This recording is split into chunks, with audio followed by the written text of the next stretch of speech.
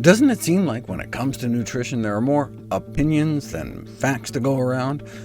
Every day we hear new theories about diets and supplements and best foods to eat. Well, my role is to take the mystery out of good nutrition and look at the science. Welcome to the Nutrition Facts podcast. I'm your host, Dr. Michael Greger. Ideally, we should try to center our diets around healthy, unprocessed plant foods. But in today's world, most of what fills our grocery carts isn't just processed, but ultra-processed, which is good for shelf life, but not necessarily our life. Let's take a closer look. Modern nutrition science began about a century ago in the context of nutrient deficiency diseases. Editorials in the Journal of the American Medical Association had titles like "Sugar as Food," heralding sugar as one of the cheapest sources of calories. For 6 cents, you could buy 3,000 calories. But the nutrient deficiency era gave way to the dietary excess era. No longer were we dying of nutrient deficiency diseases like scurvy as much as we were dying from nutrient excess diseases like obesity and heart disease.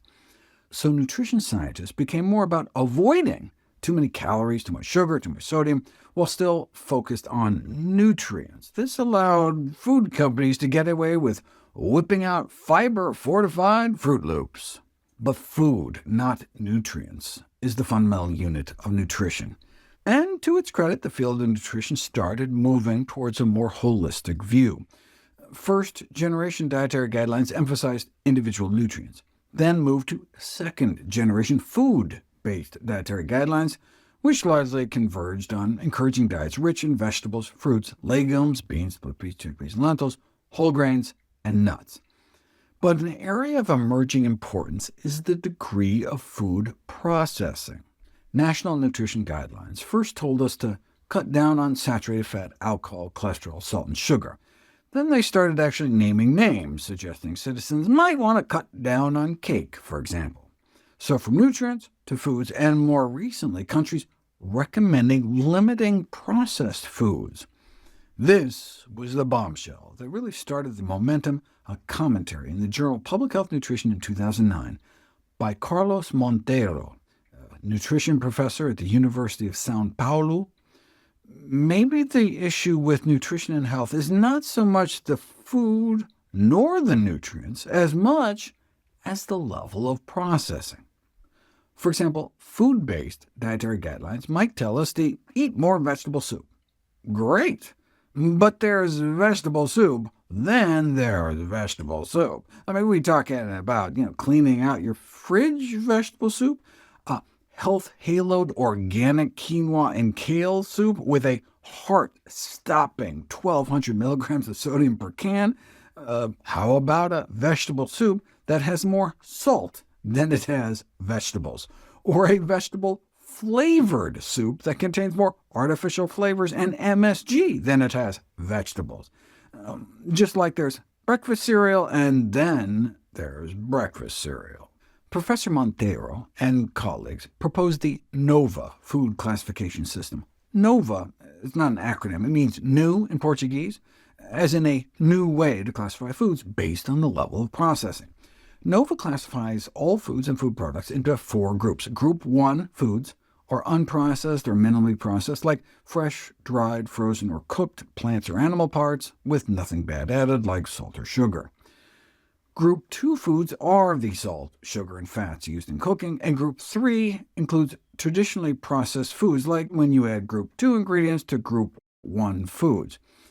But what really put NOVA on the map is Group 4, its concept of ultra-processed foods. These are industrial formulations of several ingredients which, besides salt, sugar, oils, and fats, include food substances not used in culinary preparations, like added flavors, colors, artificial sweeteners, emulsifiers, other additives used to imitate real foods, like a frosted grape Pop-Tart that has more grapes on the front of the box than inside it, with less grapes than salt, but may artificially taste like grapes and look like grapes because of 1, 2, 3, 4, 5 different food dyes. Simply put, ultra-processed foods are foods that can't be made in home kitchens because they have been chemically or physically transformed using industrial processes. They typically contain little to no whole foods, are ready to consume or heat up, and are fatty, salty, or sugary, and depleted in dietary fiber and other nutrients, like all the sweet, fatty, or salty snacks, like potato chips, ice cream, soda, candy, french fries, burgers, hot dogs, chicken nuggets, fish sticks, basically almost everything in a box or a bag. Why not just call them packaged foods? Well, they were thinking about it, but were afraid consumers might look at a bag of apples or something and get confused. Before the NOVA classification system was introduced, the issue of food processing was largely ignored or minimized in education and outreach, as well as in public health policy. But NOVA exploded onto the stage, resulting in a supernova in the world of nutrition. But what exactly is so revolutionary about this concept of ultra-processed foods? I mean, wasn't fatty, salty, sugary junk always a bad idea? What's so new about NOVA? Montero suggests that there are harmful effects of ultra-processed foods that are independent of their nutrient profile. Is that true? That's exactly what I'll cover next. At present, the United States has the lowest life expectancy of the top dozen richest countries in the world. We also have the greatest share of our diet composed of ultra-processed foods. In fact, most of what goes into our mouth isn't considered real food. Could there be a connection? Ultra-processed foods are said to be troublesome for a wide variety of reasons, like all the packaging, etc., but I'm just going to discuss the health aspects. Based on studies encompassing nearly 10 million participants, greater exposure to ultra-processed food was associated with a higher risk of a variety of adverse health outcomes, including all-cause mortality, meaning living a significantly shorter life. As a reminder, ultra-processed foods are industrial formulations of processed food substances that contain little or no whole foods, and typically include flavorings, colorings, emulsifiers, and other cosmetic additives. Think Twinkie. So nutritionally vacuous that you could go blind from nutrient deficiencies if that's all you ate. Some of the health outcomes make sense, like higher ultra-processed food consumption being associated with more dental cavities in kids. That makes sense, since a lot of them are packed with sugar. Higher ultra-processed food consumption is also associated with an increased risk of high blood pressure. That makes sense, as a lot of them are packed with salt. And with high blood pressures, you can see how there could be a higher rate of cardiovascular events like heart attacks and strokes, and since cardiovascular diseases are our leading killers, you could see how that could lead to increased overall mortality. Obesity is also a no-brainer. A lot of ultra-processed products are packed with calories, and furthermore intentionally engineered with hyper-palatable combinations of fat, sugar, salt, and flavors, so you can't just eat one, promoting weight gain through so-called hedonic eating, meaning eating for pleasure even if you aren't really hungry. OK, I can see all that, but why would there also be a higher overall cancer risk associated with ultra-processed food consumption, or a higher risk of dementia, or a higher risk of inflammatory bowel disease, or a higher risk of irritable bowel syndrome, and a higher risk of developing chronic kidney disease too? Overall, direct associations have been found between exposure to ultra-processed foods and 70% of the health issues that were investigated. A higher risk of dying from all causes put together, a higher risk of getting cancer, not sleeping well, suffering from anxiety, depression, other common mental disorders, wheezing, cardiovascular disease, Crohn's disease, abdominal obesity, obesity in general, fatty liver disease, type 2 diabetes, so increased risk of a variety of chronic diseases and mental health disorders, and apparently not a single study reporting an association between ultra-processed food intake and beneficial health outcomes. There was never a take 2 Twinkies and call me in the morning. Given the large body of evidence implicating ultra-processed foods in human diseases and their ever-increasing consumption around the world, there is a pressing need to recognize their contribution to the global burden of disease. All right, but wait. These are associations. Just because A is correlated with B doesn't mean that A causes B. Maybe B causes A. For example, snapshot-in-time studies show that intake of higher ultra-processed foods is associated with increased odds of depression or anxiety symptoms, individuals might turn to ultra-processed foods in an attempt to mitigate stress-related anxiety. They don't call it comfort food for nothing. Now, there are longitudinal studies show that greater intake of ultra-processed foods preceded depression, but maybe the food was just used to fend off bad feelings for years before any official diagnosis. But reverse causation, B causing A, seems less plausible when it comes to non-mental health outcomes. For example, it's harder to paint a picture of how a heart attack would cause people to then go on to eat more junk food instead of vice versa. The other big issue in trying to establish cause and effect from observational correlational data is confounding. Maybe the reason A is associated with B is that some third confounding factor, C, is linked to both. For example, if people who eat more junk tend to smoke more, no wonder junk eaters would be dying more, but it would have more to do with the cigarettes they put in their mouth rather than the food. And indeed, people consuming unhealthy diets are also likely to smoke, drink, and not exercise, but we have ways to control for these factors. Indeed, the majority of studies were adjusted for these confounders. The most obvious confounding factor, though, is that highly processed foods just tend to be more likely to be junky crap. The reason cakes, crullers, candy, and cola are bad for us may have less to do with how much they're processed, and more to do with the fact that they are cakes, crullers, candy, and cola, packed with sugar and calories with very few nutrients.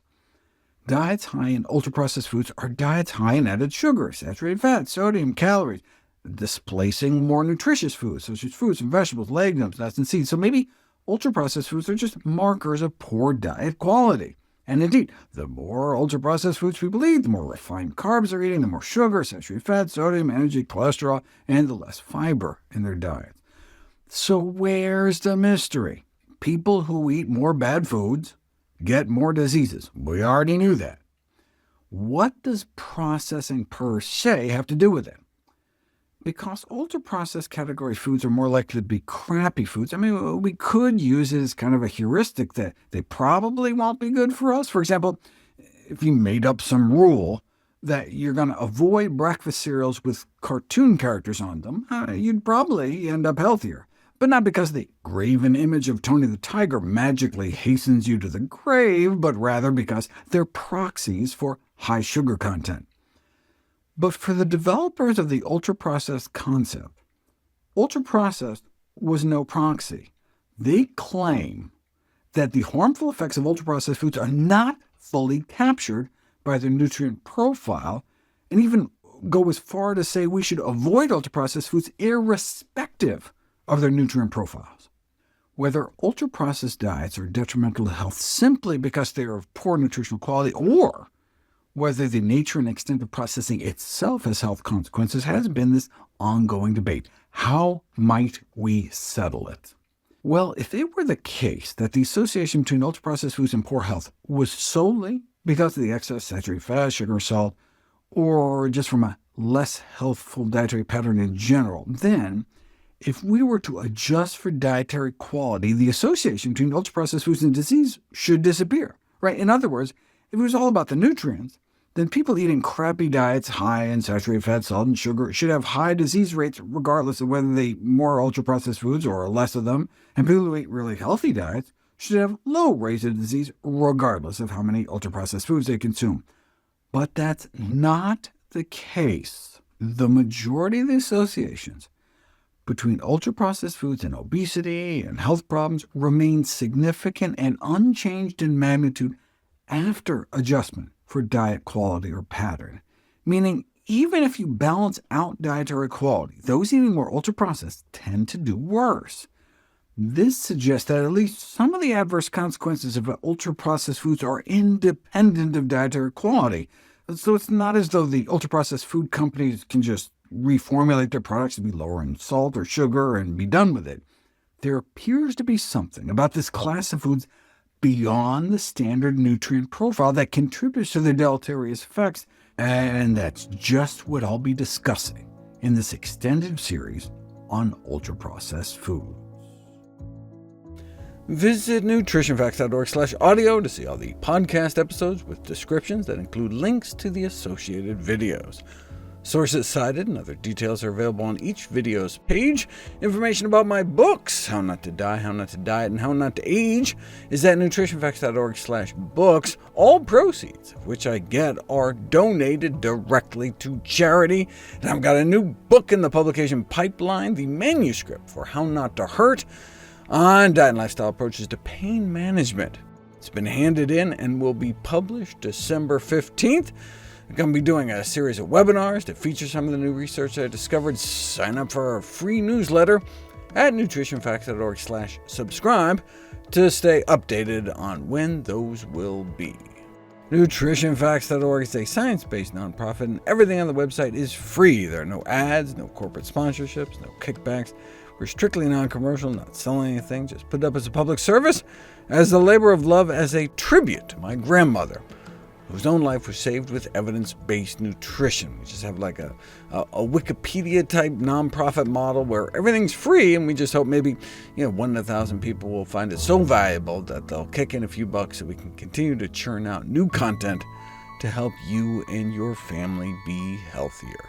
Thanks for listening.